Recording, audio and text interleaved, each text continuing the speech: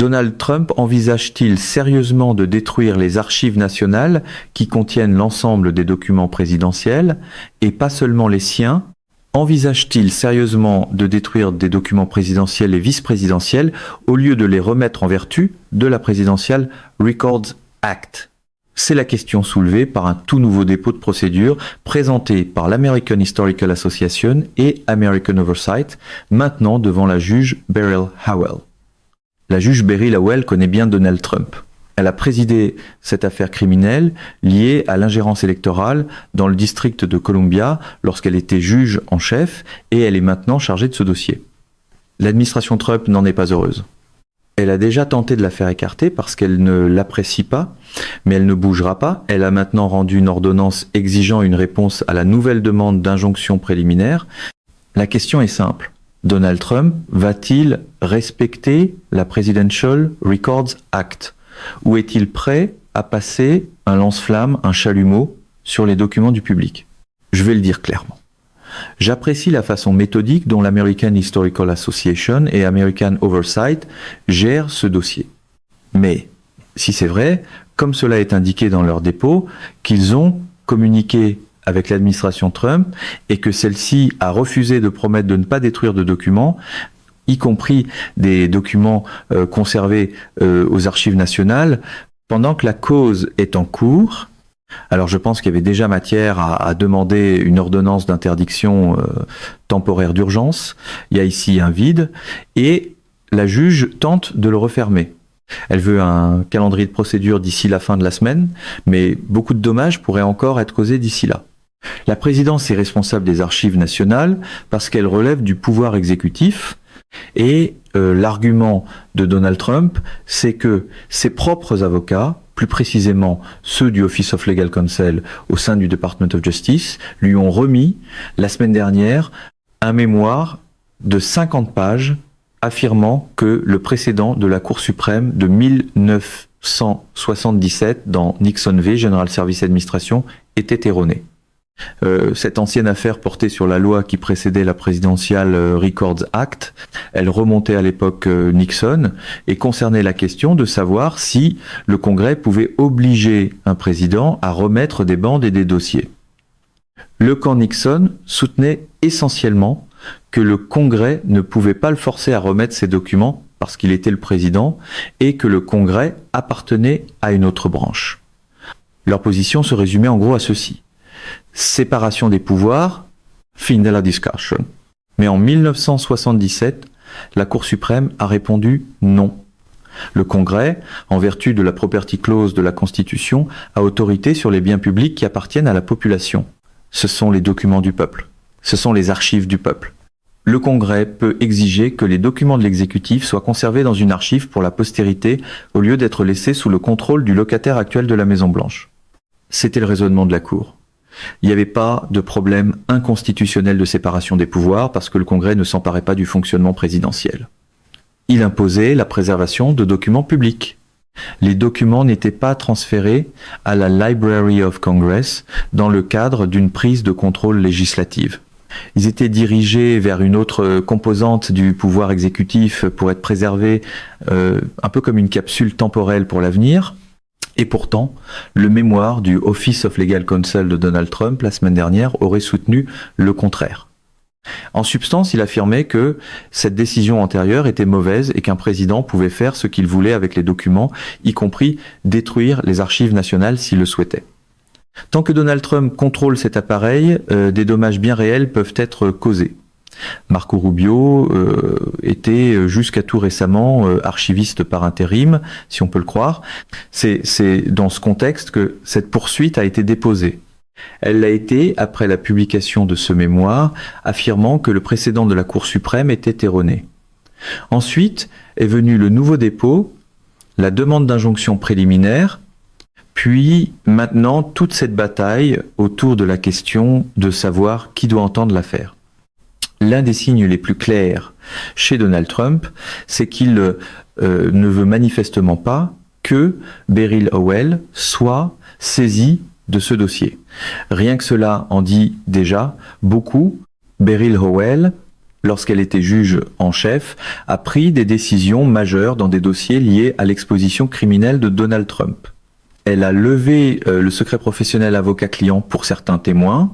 Elle a forcé des personnes à témoigner contre Donald Trump devant des grands jurys. Elle a permis l'émission d'assignations. Elle a aussi traité d'importantes affaires liées au 6 janvier. En plus de cela, elle a été impliquée dans des dossiers touchant les politiques d'immigration de l'administration Trump, l'Alien Enemies Act, et les efforts visant à forcer des cabinets d'avocats à se soumettre. Elle a occupé une place de premier plan dans une période juridique hors du commun, et l'équipe Trump veut clairement l'avoir écartée. Voici comment ils ont tenté de le faire.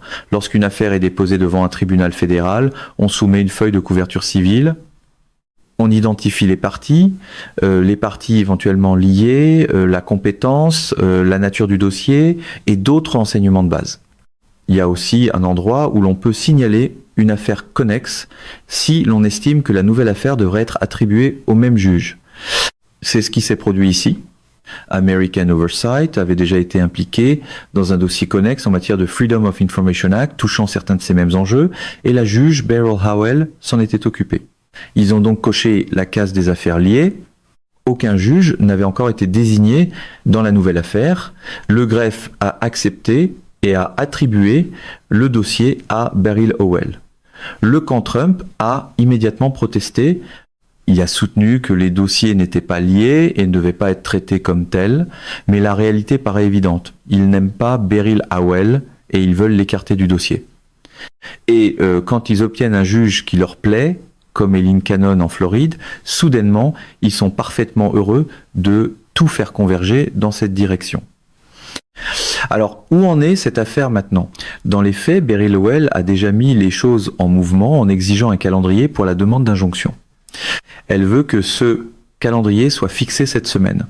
Je pense que le calendrier de procédure sera probablement complété d'ici la semaine prochaine, puis que les parties seront convoquées à une conférence. Le problème, c'est ce qui pourrait se produire d'ici là.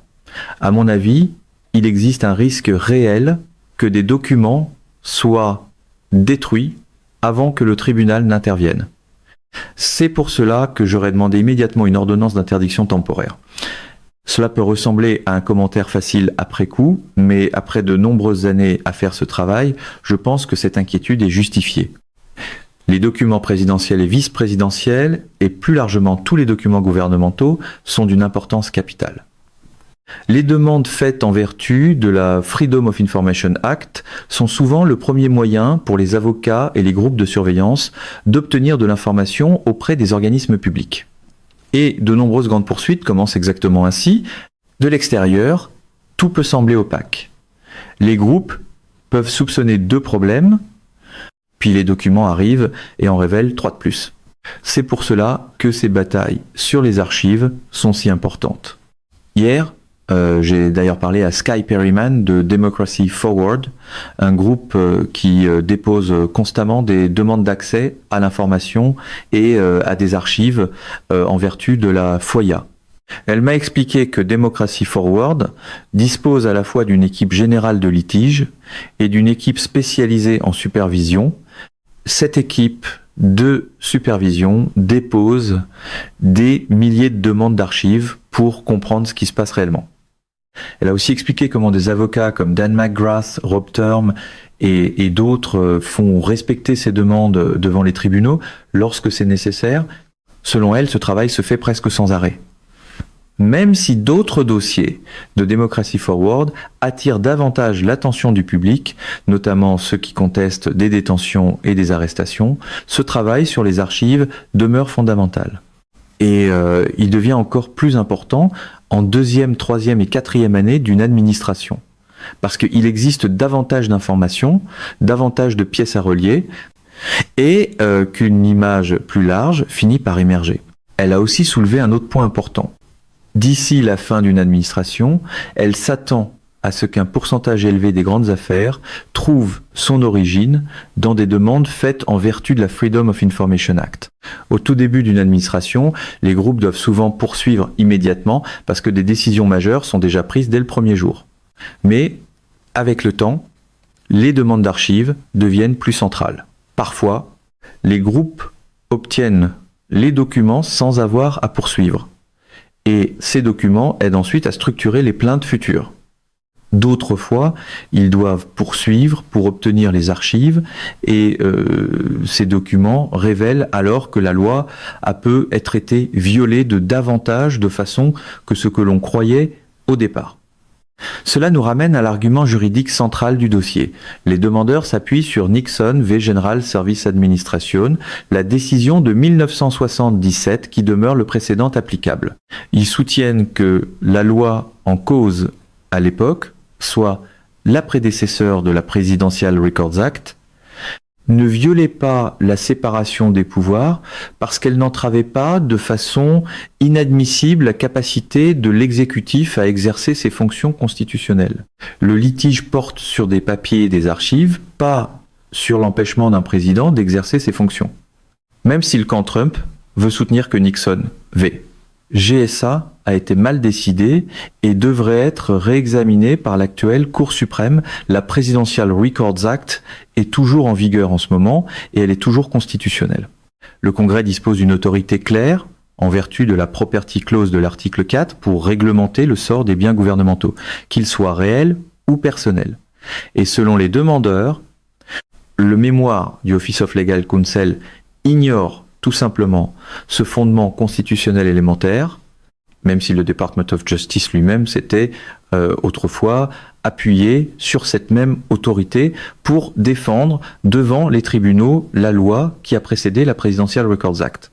Les demandeurs précisent ensuite ce qu'ils veulent obtenir du tribunal.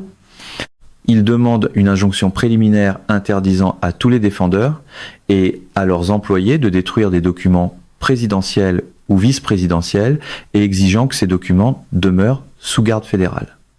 Ils veulent aussi une ordonnance interdisant la création ou la transmission de documents présidentiels ou vice-présidentiels par des plateformes électroniques non officielles comme Signal. Ce point est important parce que les demandeurs disent avoir tenté d'obtenir de l'administration Trump qu'elle accepte de ne pas mettre le feu à la maison pendant que l'affaire suivait son cours et que l'administration a refusé.